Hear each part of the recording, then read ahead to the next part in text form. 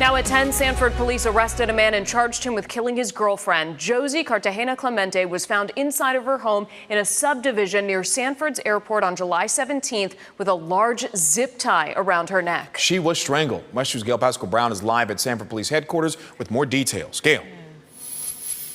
Sanford police tell us that Joel Bowser was located and arrested today without incident. As you mentioned, it was on July 17th that Sanford police got a 911 call, and that caller said that Joycey Cartagena Clemente was found dead. Now Bowser, her live-in boyfriend, is accused of killing her. Sanford police arrested 50-year-old Joel Bowser Thursday and charged him with first-degree homicide. We have made an arrest of her live-in boyfriend. Police say 49-year-old Joycey Cartagena Clemente was found inside her Sanford home on Salt Marsh Loop July 17th with a large zip tie around her neck.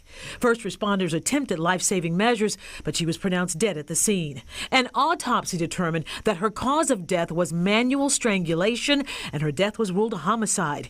During the initial investigation, Joel Bowser allegedly made efforts to push this case towards a suicide. He was saying on scene that she had committed suicide.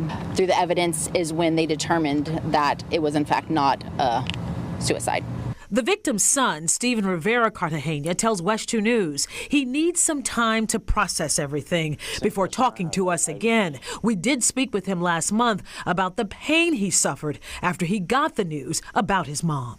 Like if my body was a piece of glass, like it was just cracked, shambled, shattered in every single way. He says his mother was a giving woman, always helping others when she worked at Seminole County Public Schools and JetBlue. It's very unlike her to just kind of disappear. So I just want to make sure she's okay. Her job called 911 when they could not reach her after she apparently had not signed on to her computer from home. Now, the first time I talked to her son, he shared with me that they had a routine every day before he went to UCF. He said he would hug her and he would kiss her before he left. He did the very same thing on the last day that he saw her, which was the morning of July 17th. I'm Gail Pascal Brown, live in Sanford for West 2 News.